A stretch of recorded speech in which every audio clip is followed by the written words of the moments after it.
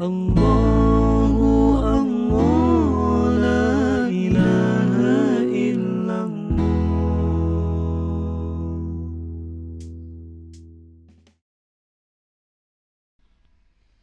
Assalamualaikum warahmatullahi wabarakatuh.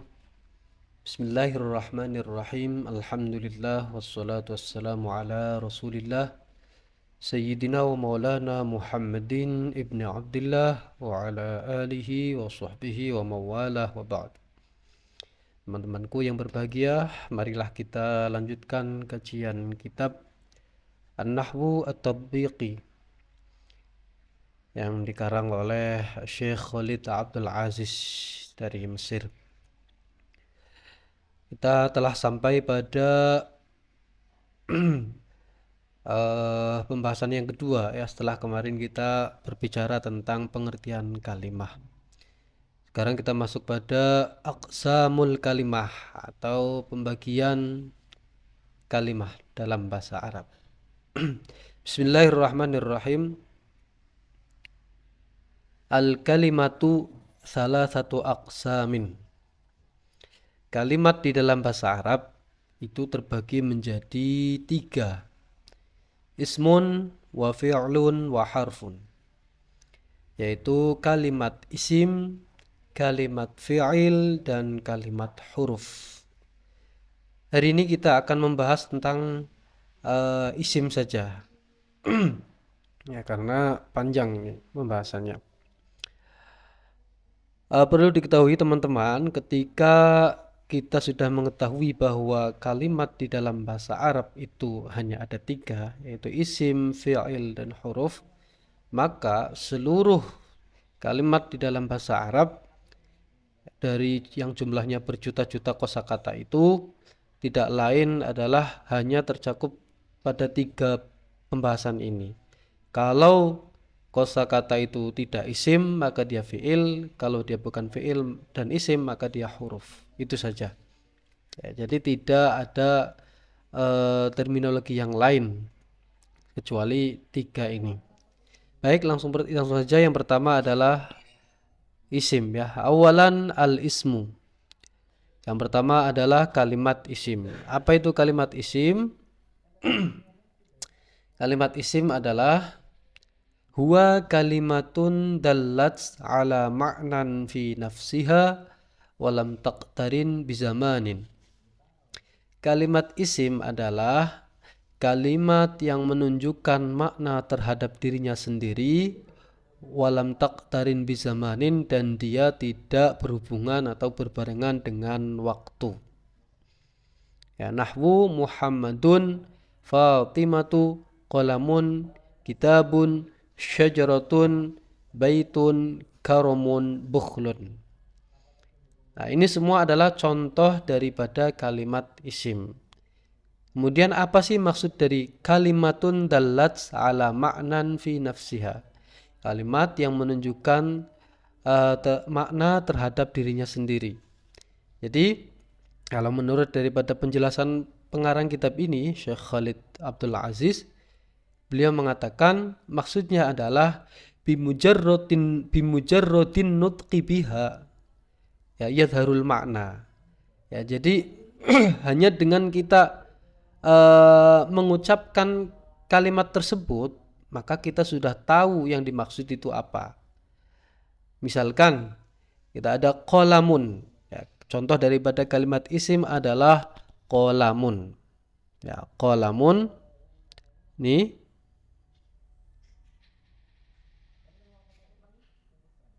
Ya, qalamun di sini ketika kita sebutkan, ya, kita ucapkan bimujarrodin nutqi biha, hanya dengan mengucapkan qalamun, maka terlintas di benak kita qalamun adalah pulpen. Ya, tidak ada yang lain. Nah, itulah yang dimaksud dengan kalimatun dallat ala ma'nan fi nafsiha. Jadi hanya dengan mengucapkannya saja kita langsung terlintas bahwa qalamun, ya, itu adalah maknanya pulpen. Itu yang dimaksud kalimatun dallat ala ma'nan fi nafsiha. Kemudian walam taktarin bizamanin, tidak terkait dengan waktu. Maksudnya gimana? Ketika kita bilang qalamun, Ya, maka tidak sama sekali kolamun ini tidak bisa kita kaitkan dengan waktu. Anggap saja kita bandingkan dengan yang ada di kalimat fi'il. Di kalimat fi'il itu ada zamanul madhi, zamanul hal, wal istiqbal. Nah, itu kalau kita bilang pulpen, maka kita nggak bisa bilang telah pulpen, akan pulpen, atau sedang pulpen.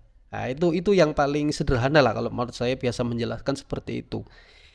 Beda dengan misalnya kata kerja atau fi'il, itu misalkan ada kata makan, maka kita bisa menghubungkan dengan waktu atau bersandingan dengan waktu. Misalnya makan bisa telah makan, bisa belum makan, bisa akan atau sedang makan. Nah, itulah kemudian kalimat isim itu tidak terhubung atau tidak berkaitan dengan waktu. Kolamun ya kolamun, pulpen saja, tidak ada telah kolamun atau telah pulpen, akan pulpen, atau sedang pulpen. Itu penjelasan yang sederhana sekali sebenarnya. Oke, itulah makna isim ya. Jadi saya simpulkan, kalimatun dallat ala ma'nan fi nafsiha walam taqtarin bizaman.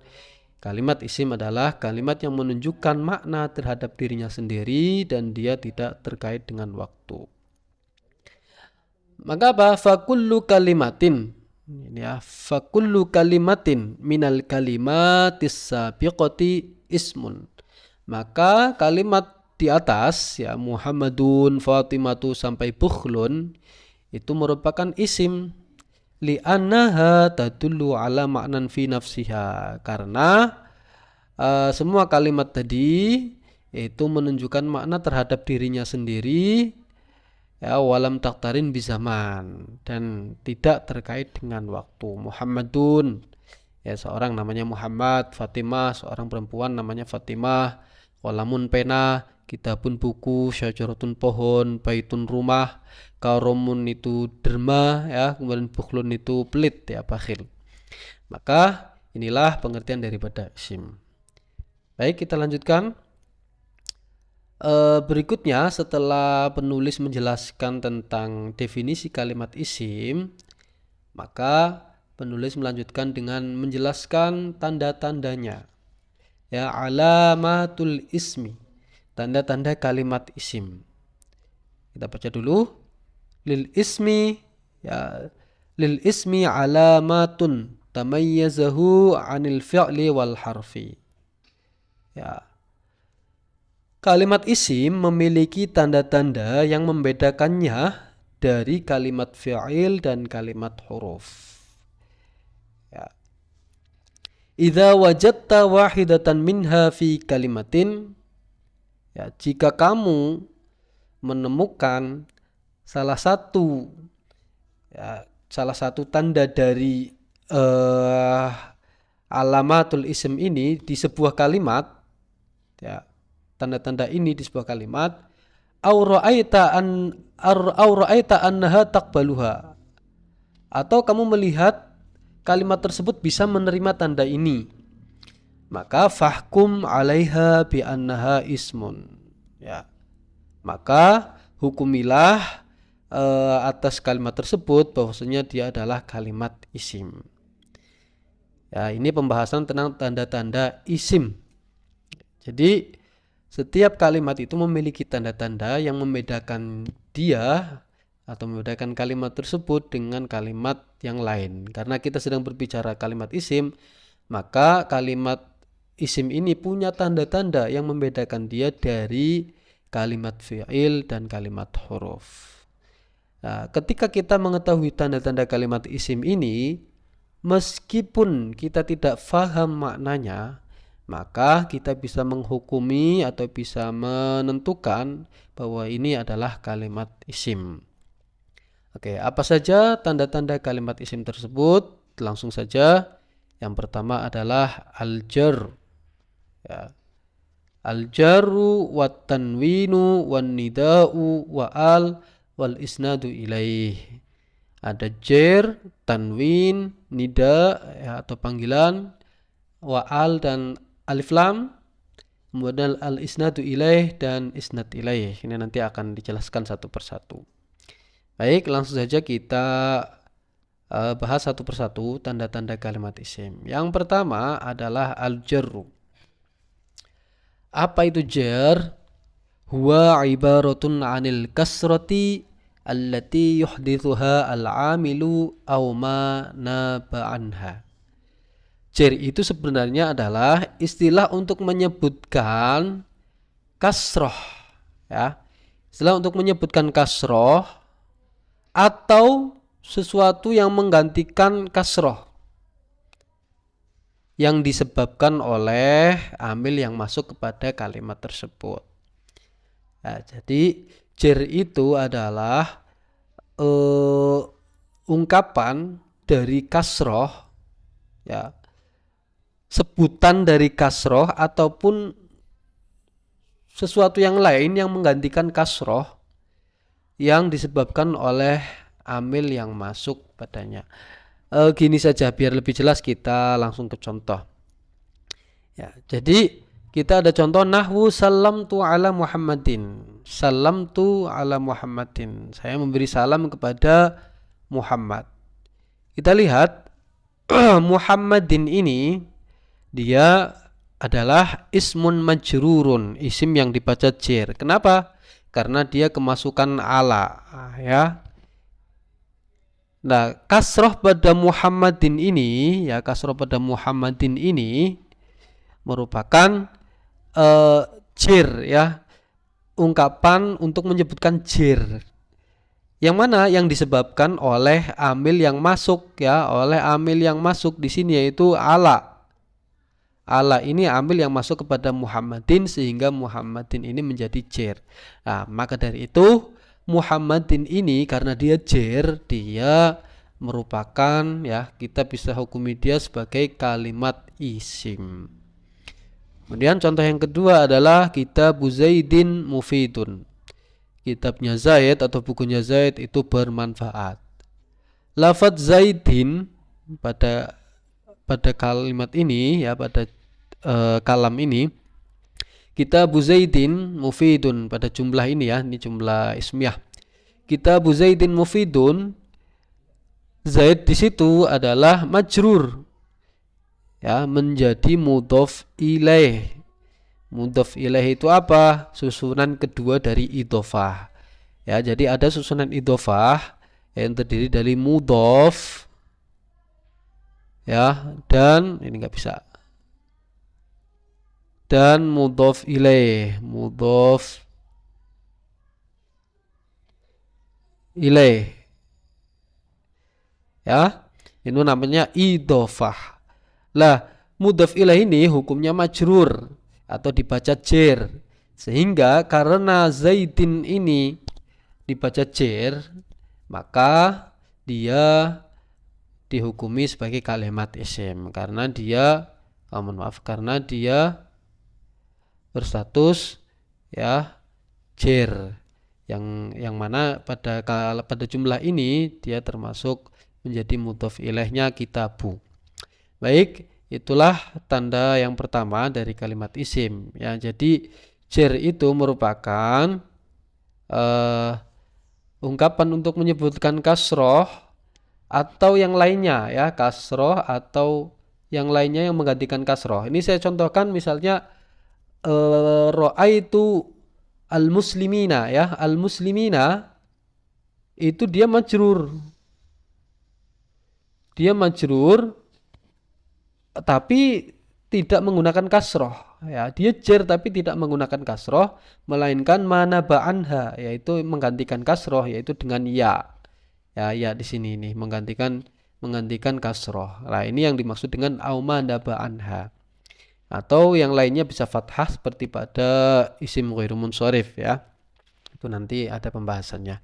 Jadi intinya jar itu adalah tanda bagi kalimat isim. Kalau ada, ya, Anda menemukan kalimat yang statusnya adalah jar, ya, i'rabnya jar, maka hukumilah kalimat itu sebagai isim. Oke, saya kira cukup. Kemudian ada pelajaran di sini bahwa di sini penulis tidak menjelaskan atau tidak mengkategorikan huruf jar sebagai tanda isim, tetapi sudah include ya di sini ya, sudah include pada jar ini. Karena apa? Karena setiap isim ya, setiap isim yang dibaca jar ya, atau setiap huruf jar yang masuk kepada isim pasti akan memajrurkan atau mengejarkan isim tersebut. Maka otomatis ya bisa kita sebut huruf jar itu juga menjadi tanda kalimat isim. Ya, tetapi di sini penulis merasa cukup untuk menyebutkan hanya jar saja. Baik, kita lanjut. Yang kedua ada at-tanwinu, yaitu menerima tanwin. Ya, tanda yang kedua daripada kalimat isim adalah dia menerima tanwin. Apa itu tanwin? Huwa nunun sakinatun tatsba'u akhiral ismi lafdhan. Yaitu nun sukun ya yang mengikuti akhir daripada kalimat isim secara pelafalan. Ini yang perlu digarisbawahi ya, secara pelafalan. Maaf. Ya, secara pelafalan. Jadi saya ulangi, jika ada kalimat di dalam bahasa Arab dia menerima tanwin, maka hukumilah sebagai isim. Nah, terus tanwin itu apa? Tanwin adalah nunun sakinatun tatsba'u akhiral ismi lafdhon. Nun sukun yang mengikuti akhir dari kalimat isim secara pelafalan saja. Wa tufariquhu khatton, dan secara penulisan itu dipisah atau diabaikan. Ya, jadi hanya bunyi nun sukun itu hanya dilafalkan tetapi tidak ditulis dengan nun sukun seperti ini. Ya, tidak dituliskan seperti ini. Nanti akan saya contohkan. Kemudian kenapa bisa demikian? Ya, kenapa bisa hanya pelafalan saja tanpa ditulis? Ya, hanya pelafalan saja, tidak secara khoton, tidak secara tulisan. Lil istighna'i anha, karena memang tidak butuh itu. Lalu penggantinya apa? Bitikrori syaklati, dengan mengulang harokat inda dubtil kalami, ketika membatasi dengan pena ya, ketika ditentukan dengan pena. Maksudnya gimana? Jadi begini, ketika kita bilang kolamun saja dah, yang kolamun ya, kolamun ini kemudian tidak kita tulis di belakangnya nun sukun seperti ini ya, tetapi apa? Tetapi cukup hanya dengan apa? Dengan kolamun tadi ya. Kolamun saya tulis ulang. Hanya cukup dengan dhammah 2 kali seperti ini. Nah, inilah yang dimaksud bitikrori syaklah. Ya, bitikrori syaklah itu ini, yaitu dengan mendobelkan harokat yang ada pada akhir isim itu. Tidak ditulis nun sukunnya, sehingga kita tetap bisa mengucapkannya qalamun. Nah, itulah makna daripada daripada tanwin. Sekali lagi, tanwin adalah nun sukun yang mengikuti akhir isim secara pelafalan saja, tetapi secara khat, secara penulisan itu tidak ditulis nun sukunnya, jadi hanya bunyinya saja. Dengan apa? Dengan apa kita mengetahui dia itu tanwin? Yaitu dengan pengulangan harokat ketika menulis ya, begitu. Nah, maka kita lanjutkan. Kullu kalimatin taqbalu tanwina, ya, setiap kalimat yang menerima tanwin maka disebut isim, atau dihukumi sebagai kalimat isim. Contohnya kitabin, ya, itu ada tanwinnya, muslimatin, wasohin, wahina idzin, ya, dan lain sebagainya. Itu merupakan ya, semua ini merupakan kalimat isim. Kenapa? Karena dia menerima tanwin. Ya, kullu kalimatin taqbalu tanwina ismun. Setiap kalimat yang menerima tanwin maka dia dihukumi sebagai kalimat isim. Oke, kita lanjutkan. At-tanwinu, ya, kita masih bahas tanwin ya. Yakunu bid-dhammi bil fathi wa bil kasri. Tanwin itu ada kalanya dengan dhammah atau fathah atau kasroh. Kita lihat. Waja'a rajulun. Di mana isimnya? Apakah ja'a atau rajulun? Ya, jawabannya adalah rajulun. Kenapa rajulun ini disebut isim? Karena dia menerima tanwin. Mana tanwinnya ini? Dhammah tanwin.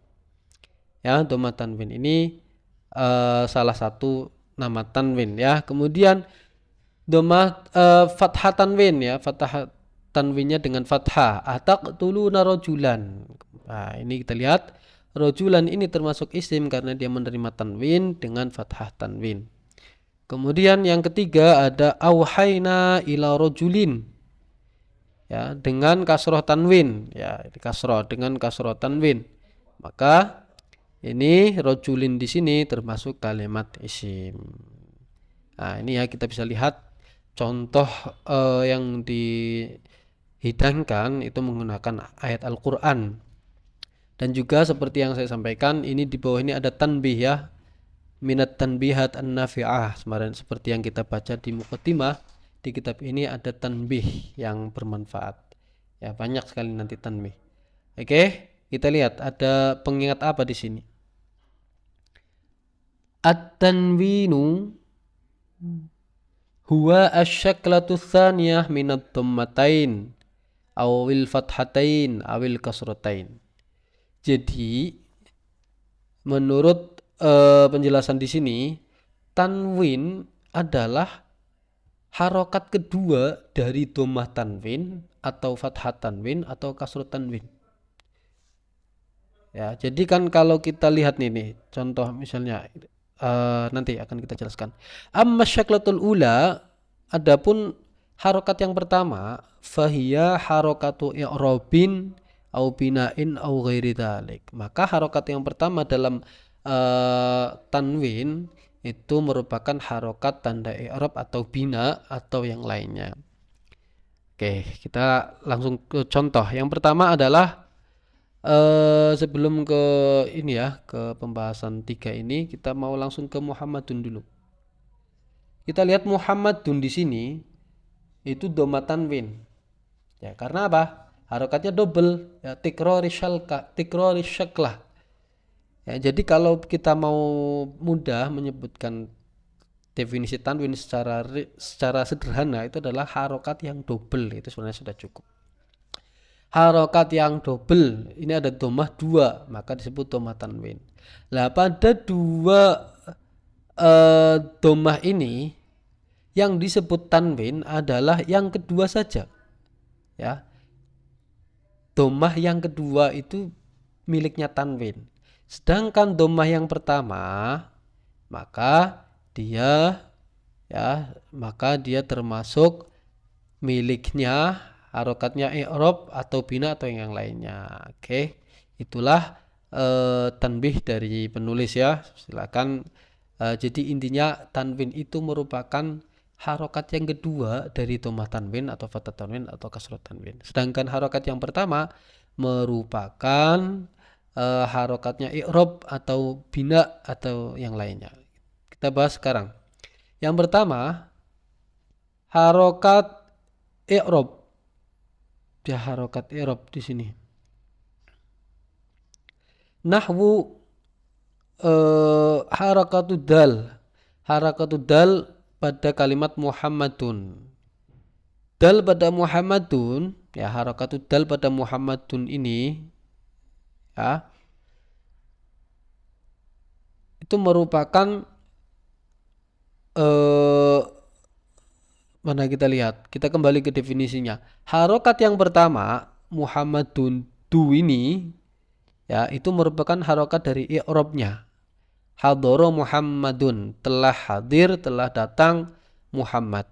Kalau kita lihat susunan ini merupakan fi'il dan fa'il ya.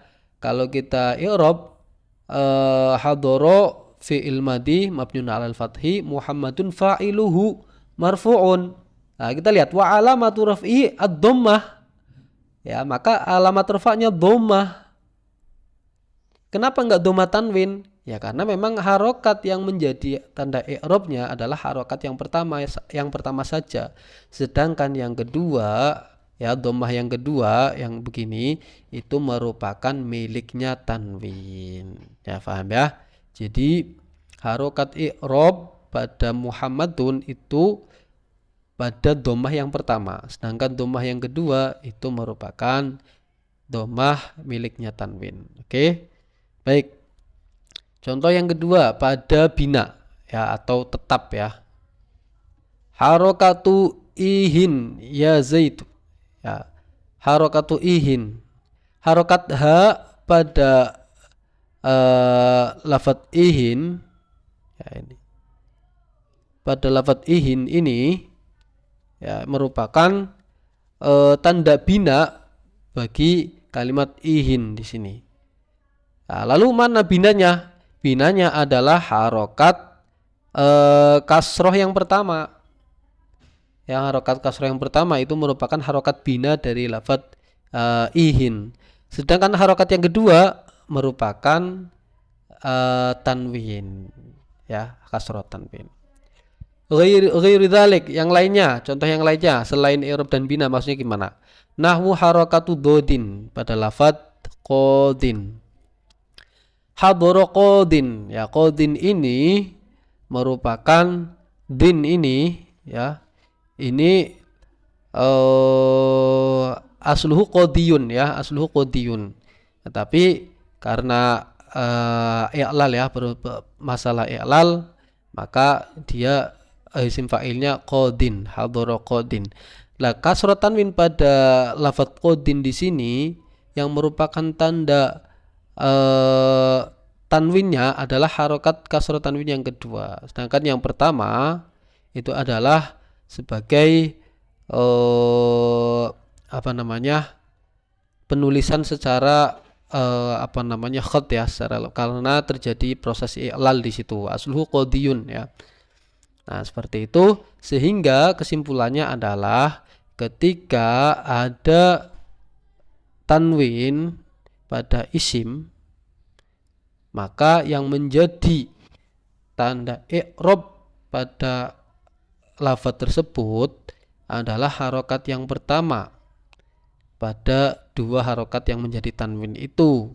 Sedangkan yang menjadi tanwinnya saja itu hanya harokat yang kedua ya. Saya kira sudah cukup. Baik, kita lanjutkan yang berikutnya ada an-nida. Ya. An-nida atau panggilan. Bismillahirrahmanirrahim. La yunada illal asma. Tidaklah dipanggil ya, atau tidaklah dijadikan nida ya, objek nida kecuali ia adalah isim-isim. Fa in wajadta kalimatan munadatan, jika kalian menemukan ada kalimat yang terpanggil atau yang dijadikan objek panggilan, au taqbalun nida atau menerima huruf nida atau adatun nida, fahkum 'alaiha bi annaha ism. Maka hukumilah kalimat tersebut dia sebagai isim. Nah, contohnya ya Adam, huruf nidanya apa? Ya. Maka Adam disebut kalimat isim. Ya Solih ini kemasukan ya nida ya, maka Solih ini isim. Ya ayyuhan nabiyyu ya, maka nabiyyu isim. Ya Maryam isim. Ya Jibal isim. Ya Ardu isim. Ya gampang lah kalau nida itu pokoknya sesuatu yang dipanggil pasti itu isim ya, bukan fi'il, bukan huruf. Baik, yang keempat ada dukhulu al. dukhulu alif lam. Kita lihat maksudnya gimana. Idza dakhalat al mu'arrifah, ya. Jika masuk ke dalam sebuah kalimat, ya, idza dakhalat al mu'arrifah ala kalimatin. Jika masuk al mu'arrafah ala kalimatin terhadap suatu kalimat, ya, hakamna 'alaiha bi annaha ism. Kita menghukuminya sebagai kalimat isim. Al-mu'arrifah itu apa? Yaitu al yang menjadikan sebuah isim itu menjadi isim ma'rifat. Ya, isim yang khusus. Nanti lawannya adalah isim nakirah. Ya, misalnya kitabun itu nakirah, kemudian ketika kemasukan al, ya, menjadi ma'rifat, menjadi khusus. Ya, itulah al-mu'arrifah. Nahwul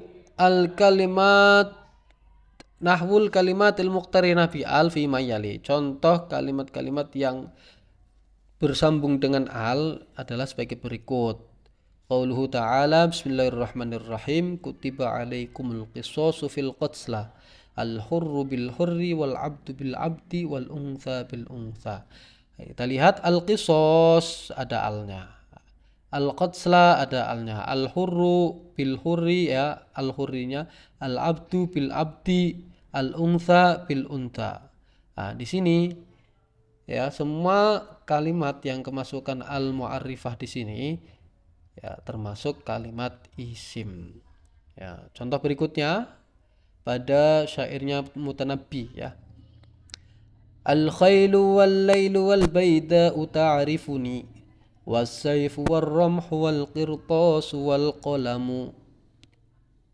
Al-khailu kuda, wal-lailu malam, wal-bayda'u padang pasir. Itu ta'rifuni mengenalku. Ya. Was-sayfu dan pedang, war-rahmu tombak, wal-qirtasu dan kertas, wal-qalamu dan pena, ya, juga mengenalku. Itu maksudnya begitu. Lah, semua lafadz di atas yang menggunakan al, yang diawali dengan al-mu'arrifah, maka semuanya adalah termasuk kalimat isimnya. Al-khailu, masya Allah. Al-khailu wal-lailu al-bayda'u as-sayfu ar-rumhu al-qirtasu al-qalamu kulluha ism, ya. Karena apa? Karena kemasukan al, ya, itu tanda yang keempat. Ya, baik. Kemudian yang kelima, ya, yang kelima adalah al-isnadu ilaih. Apa itu al-isnadu ilaih? Ai al-hadithu anhu. Kalau saya memahami ini, ya, kita bisa gunakan begini.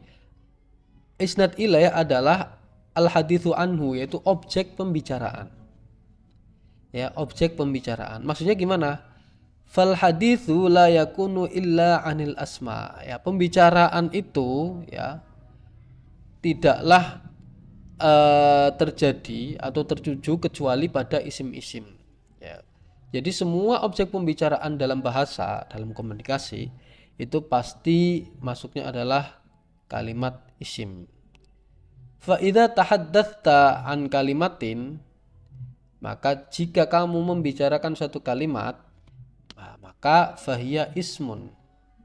Ya, fahiya ismun. Jadi isnad ilaih adalah objek pembicaraan.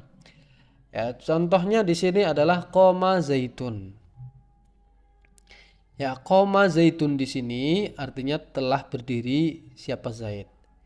Maka tahaddatsta an Zaidin bil qiyam, maka kamu telah membicarakan Zaid, ya, membicarakan tentang Zaid. Apa yang kamu bicarakan tentang Zaid? Bahwa dia berdiri, gitu.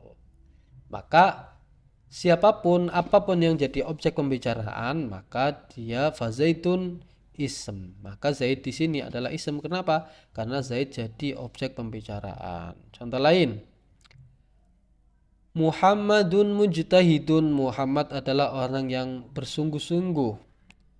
Maka tahaddatsta an Muhammadin bil ijtihad.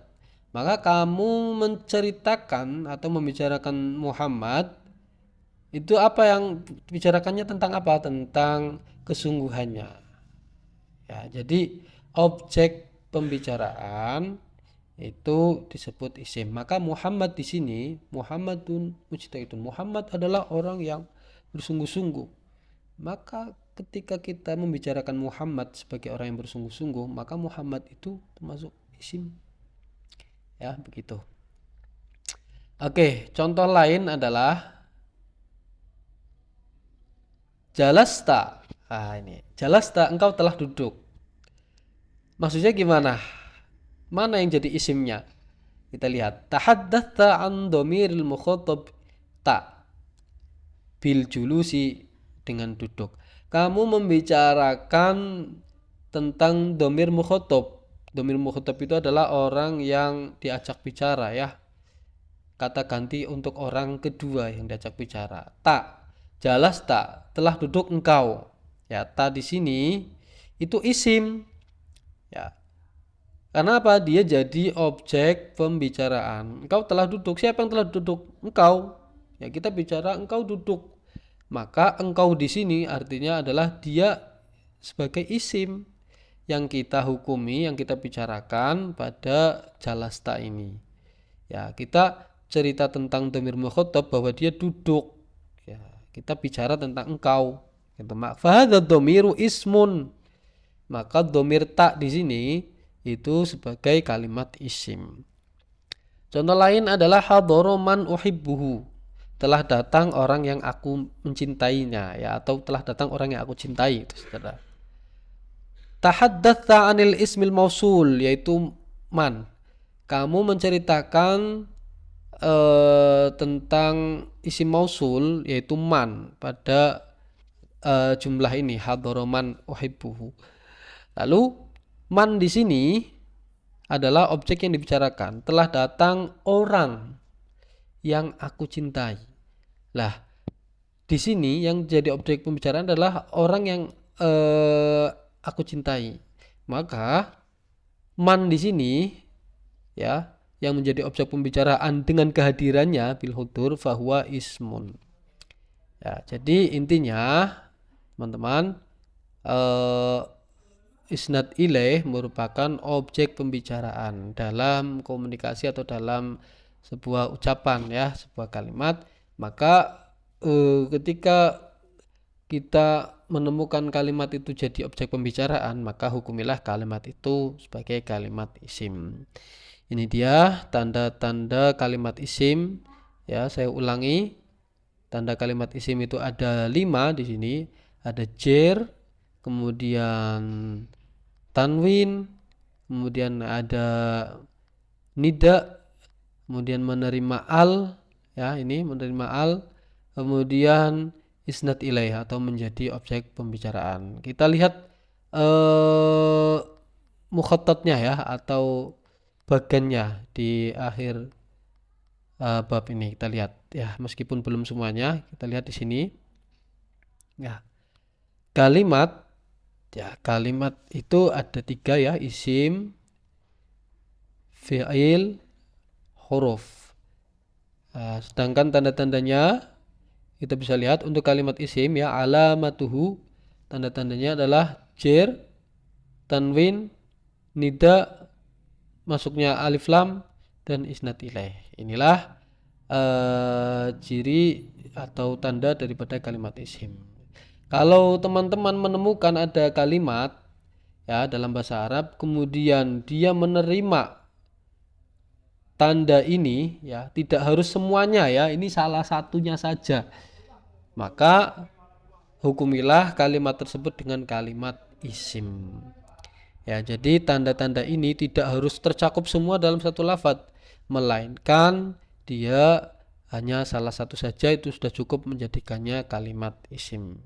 Ya, jadi kesimpulannya sekali lagi, kalimat isim ya adalah kalimat yang menunjukkan makna terhadap dirinya sendiri ya dan tidak terkait dengan waktu. Sedangkan tanda-tandanya ada 5, yaitu jer, tanwin, nida, dukhulu al, dan al-isnadu ilaih. Ya, sekian untuk pembahasan kali ini tentang kalimat isim dan tanda-tandanya. Sampai jumpa lagi di pertemuan berikutnya yang akan kita bahas tentang fi'il, ya, kalimat fi'il. Terima kasih. Sampai jumpa lagi. Assalamualaikum warahmatullahi wabarakatuh.